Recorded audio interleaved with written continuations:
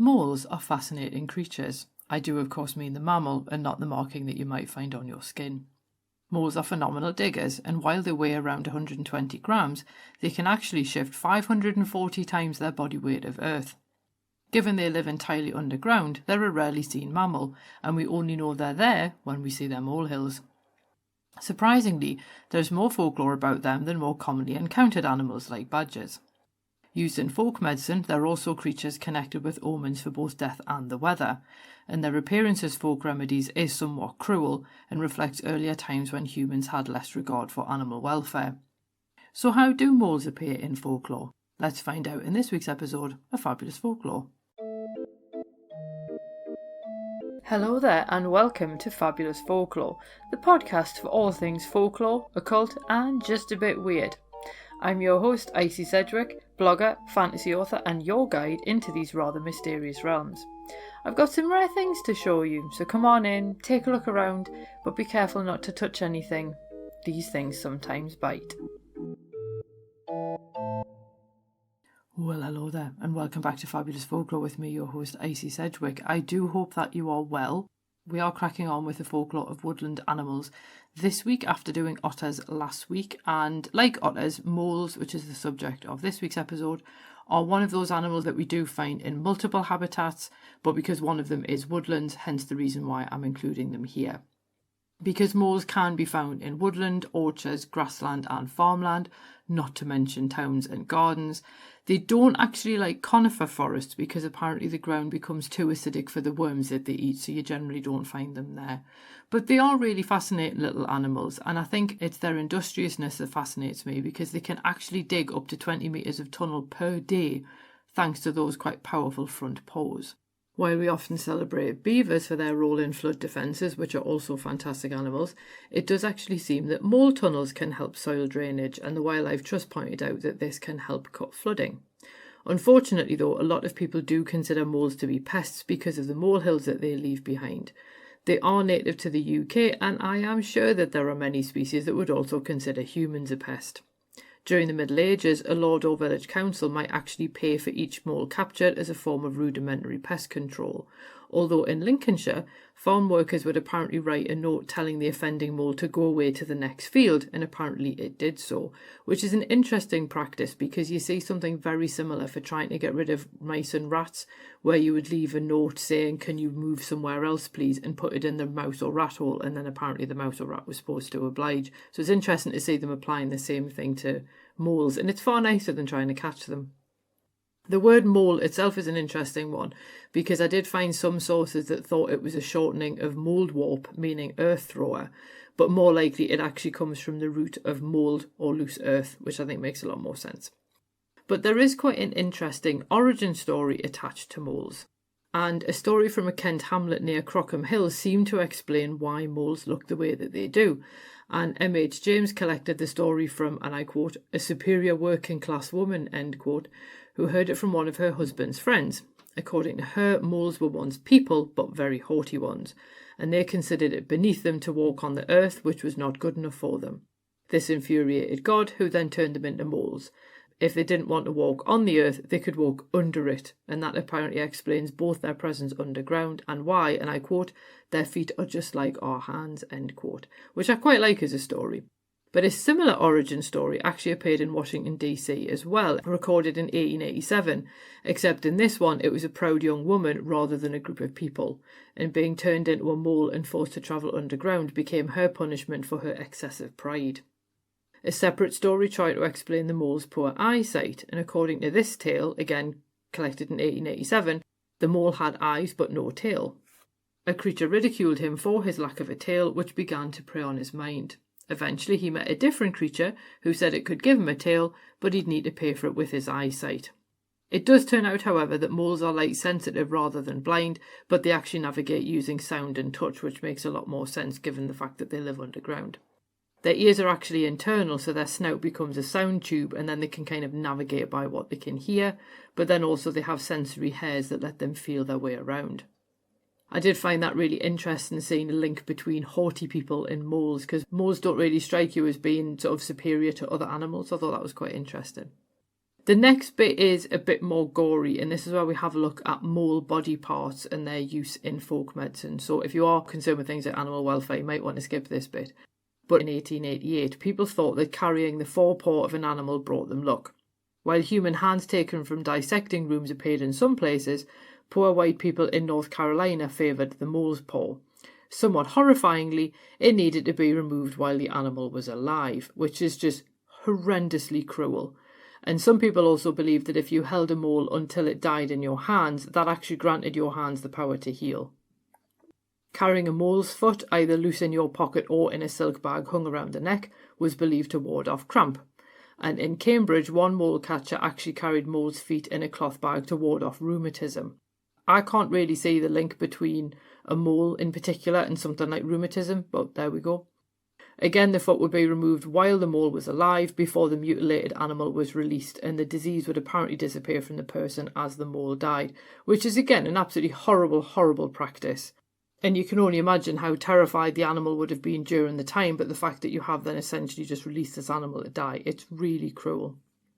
Meanwhile, a mole's foot tied to a string appeared as a device to ward off the pains of teething. And a doctor's daughter visited Bristol in Tennessee, where someone explained the use of the foot for this purpose. She seemed a little bit sceptical at first, but she hung the mole's foot around her baby's neck, and apparently the child stopped crying through the night with pain. There are, of course, other things you can use to ease teething pains which don't involve hurting an animal. What's really bizarre is some of these mole's foot amulets have actually been preserved, and you can actually see some at the Honeyman Museum in London, where these particular amulets were carried to ward off cramp and toothache, and again to help with the teething process.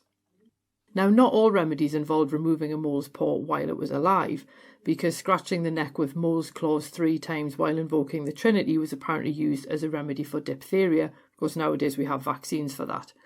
Drinking mole blood in white wine supposedly cured epilepsy, and apparently you needed to drink it the day before, the day of, and the day after the new moon, and then again at the full moon, but it only worked if you were under 40, which seems oddly specific. In the 1960s, a book called The Sixth and Seventh Book of Moses led to much killing of animals in Germany, allegedly for use in medical remedies, and one of them claimed that you could cure epilepsy with a pinch of powder made from moles roasted while still alive, which again, deeply, deeply cruel. The book actually claimed to be a magical text written by Moses, except it first appeared in the 18th century. According to Pliny, swallowing a mole's heart, freshly removed, gave the person, and I quote, the gift of divination and a foreknowledge of future events, end quote. But of course, this is Pliny we're talking about, so who knows who told him that one. Pricking a live mole with a pin to snatch a few drops of its blood apparently warded off fits if you drank the blood in water. And another remedy for skin growths or cysts recommended capturing a live mole and making its nose bleed. You then cross the growth with its blood on your finger 9 times and then release the mole, and apparently this meant that the mole then thus took the growth with it. So in this particular one, there's no idea that you're necessarily mutilating the mole, but you are still causing harm to it. But even this one is a slightly nicer option than the other one that was given, which is cutting the mole in half, binding it to the growth, and then burying the mole. And that particular option supposedly took the growth with it as the mole decayed. I have also seen other alternatives for things like that, where you can actually use the same version but with a potato. So you cut the potato in half, bind that to usually warts but other skin growths as well. And then after a certain amount of time, you take it off and then you bury it. And then as the potato rots, it takes the growth with it, which I think, again, is a nicer option than using a mole. Meanwhile, carrying your money in a moleskin purse meant you would always have plenty. But then, of course, we also have the other use of moles in folklore, and that is as omens. And according to Pliny, so again, take this with a pinch of salt, magicians favoured moles above all other animals when it came to reading entrails, and he actually claimed that no animal was better suited to it. And this is obviously the practice that you get where a magician or diviner or whoever it was would obviously cut open the animal and then look at its entrails to see what that told them, and whether or not the course of action they wanted to proceed with was looked favourably upon by the gods. Quite why someone decided moles were better suited to that, I really don't know. But again, as I say, this is Pliny we're talking about.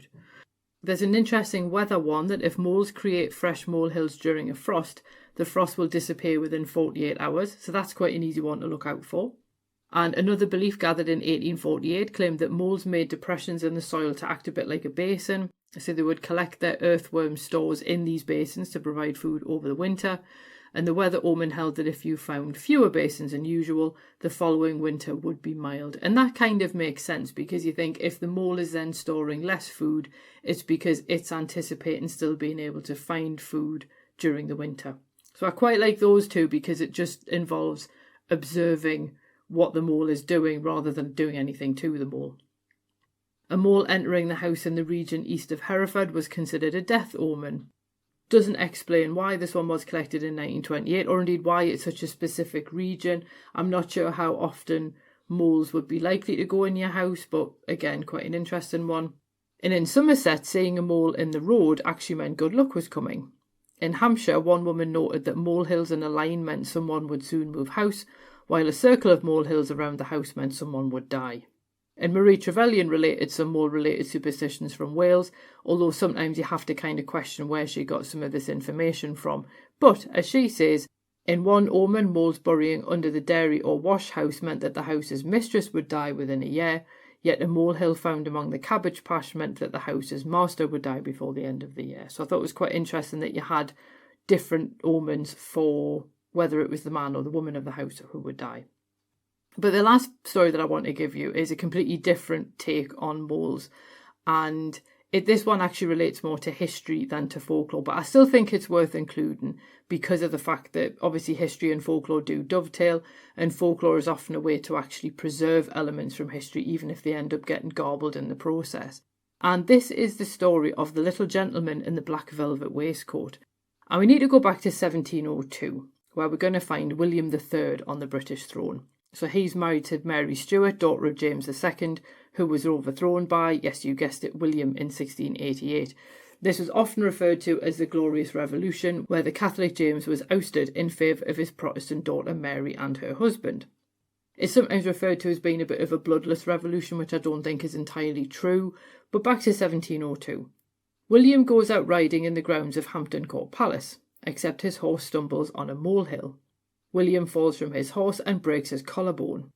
His doctors advise him to rest where he is, but he ignores them and travels to Kensington Palace to rest instead.